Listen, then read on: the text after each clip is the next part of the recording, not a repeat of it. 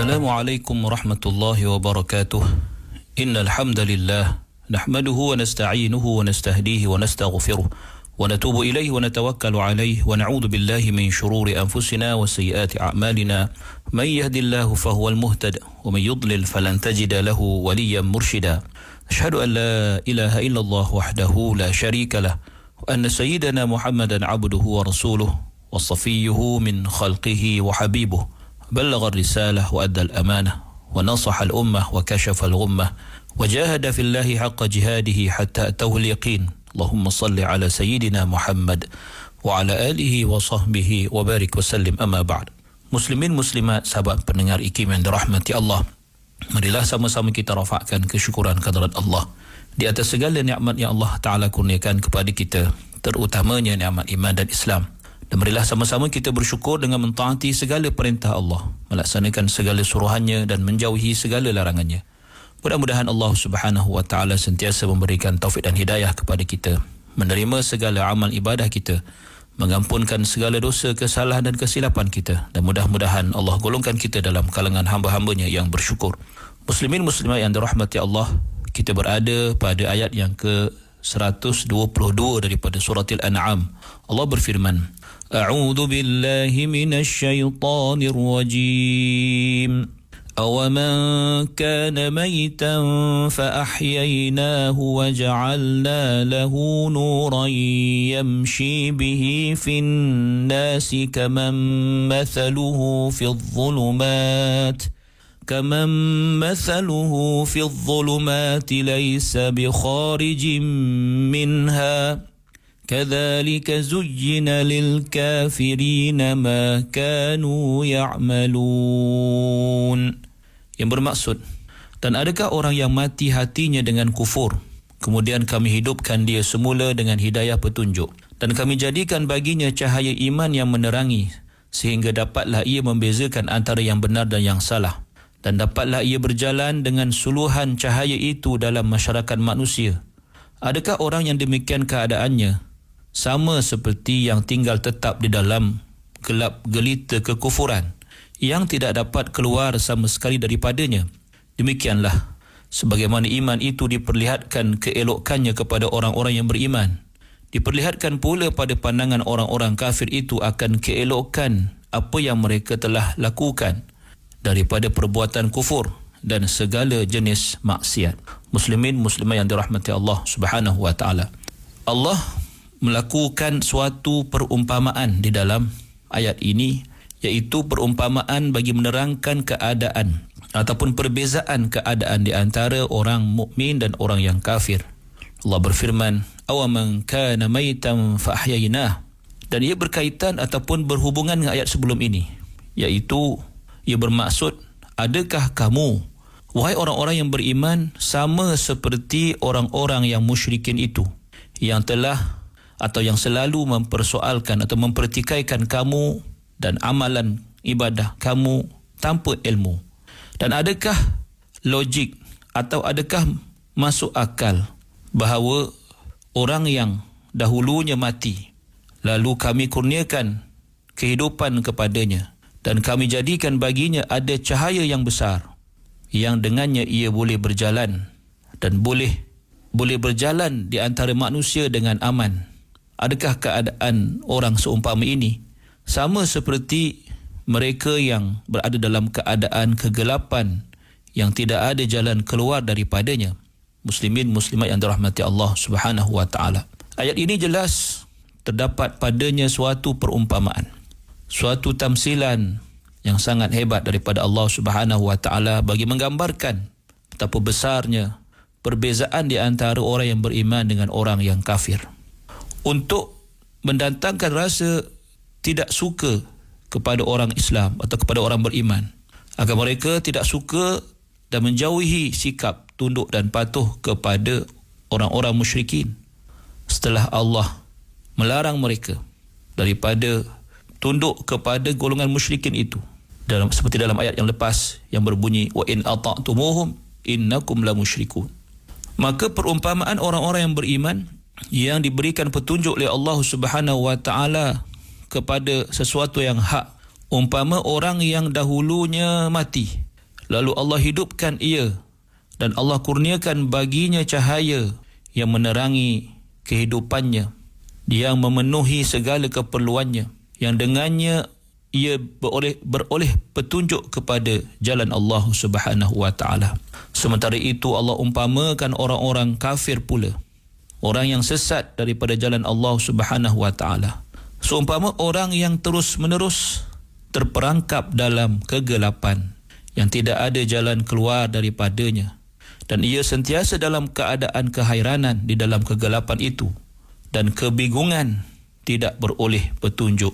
Maka bagaimanakah dengan kedua-dua perumpamaan ini?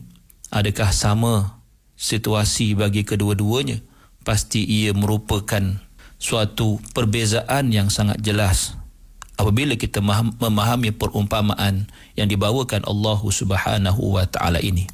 Muslimin muslimat yang dirahmati Allah, yang dimaksudkan dengan an-nur di dalam ayat ini ialah Al-Quran, cahaya Al-Quran, ataupun Islam, cahaya Islam.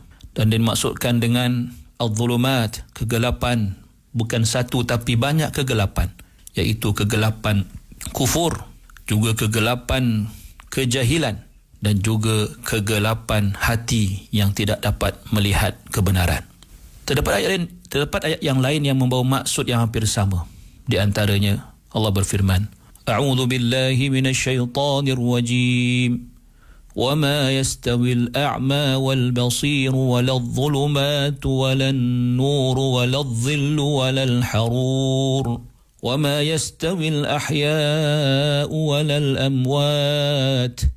Surah Fatir ayat yang ke-19 hingga 22, yang bermaksud, dan tidaklah sama orang buta dengan orang yang melihat, dan tidaklah sama keadaan gelap gelita dengan cahaya terang benderang, dan tidaklah sama suasana yang teduh dengan suasana yang teramat panas, dan demikianlah pula tidaklah sama orang-orang yang hidup dengan orang-orang yang mati. Muslimin muslimat yang dirahmati Allah. Seterusnya Allah berfirman lagi, kadzalika zuyyina lil kafirin ma kanu ya'malun. Dan demikianlah at-tazyin, iaitu suatu bentuk penampakan sesuatu yang buruk sebagai baik, begitu juga suatu yang baik sebagai buruk. Maka dalam ayat ini kadzalika zuyyina lil kafirin, iaitu Allah Subhanahu wa taala menjelaskan bahawa kebaikan cahaya yang disebut dalam ayat ini, kebaikan cahaya petunjuk bagi orang-orang beriman, dan kegelapan syirik bagi orang-orang yang sesat, telah diperindahkan atau dilihat sebagai suatu keindahan bagi orang-orang yang kafir, iaitu perbuatan mereka berupa dosa-dosa, berupa kesyirikan, berupa dosa-dosa dan juga berupa kesyirikan, telah diperlihatkan sebagai suatu yang baik kepada mereka. Contohnya seperti permusuhan mereka terhadap Nabi Muhammad sallallahu alaihi wasallam, dan bagaimana mereka menyembelih binatang bukan atau tidak dengan tidak menyebut nama Allah, atau untuk tujuan selain daripada beribadah kepada Allah. Perbuatan mereka menghalalkan yang haram, perbuatan mereka mengharamkan yang halal, dan segala yang berupa kemungkaran telah diperlihatkan sebagai suatu yang baik kepada mereka. Maka seperti mana orang-orang beriman telah diperlihatkan kebaikan itu sebagai kebaikan oleh Allah Subhanahu wa taala kepada mereka, amal soleh itu, ibadah itu, cahaya Islam dan cahaya Al-Quran itu, semuanya diperlihatkan sebagai suatu yang baik, yang mulia kepada orang beriman. Lalu ia mendorong mereka untuk terus beriman. Sedangkan sebaliknya bagi orang-orang kafir, segala itu diperlihatkan sebagai buruk kepada mereka. Maka dengan sebab itu mereka sanggup untuk melakukan hal-hal yang demikian, kerana mereka telah terpengaruh atau telah terkesan dengan at-tazyin yang telah dilakukan oleh syaitan. Muslimin muslimat yang dirahmati Allah, jumhur ahli tafsir berpandangan bahawa perumpamaan yang disebutkan dalam ayat ini adalah bersifat umum. Umum meliputi setiap orang yang beriman dan juga orang yang kafir. Bermaksud ia ditujukan kepada kedua-dua pihak. Dan dikatakan juga bahawa yang dimaksudkan dengan orang yang dihidupkan Allah setelah ia mati. Dan diberi hidayah Allah setelah ia sesat, ialah Sayyidina Umar bin Al-Khattab radhiyallahu anhu. Dan orang yang telah kekal ataupun sentiasa berada di dalam kegelapan itu dan tidak keluar daripadanya ialah atau merujuk kepada Amr bin Hisham atau dikenali sebagai Abu Jahal. Ibnu Abi Shaykh telah menyatakan bahawa ayat ini diturunkan mengenai kedua-duanya, iaitu Umar bin Al-Khattab dan Amr bin Hisham. Dan dikatakan juga ayat ini diturunkan kepada atau mengenai Ammar bin Yasir dan juga Abu Jahal. Dikatakan juga diturunkan mengenai Hamzah bin Abdul Muttalib dan juga Abu Jahal. Walau bagaimanapun, kita boleh melihat bahawa ayat ini bersifat umum pada setiap orang yang diberikan hidayah oleh Allah Subhanahu wa taala.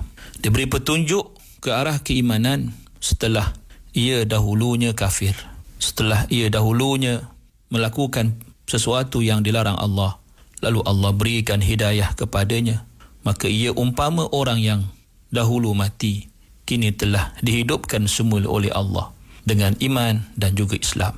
Adapun ia juga merujuk kepada orang yang terus menerus kekal di dalam kesesatannya kerana ia memilih untuk terus kufur dan tidak mahu kembali kepada keimanan.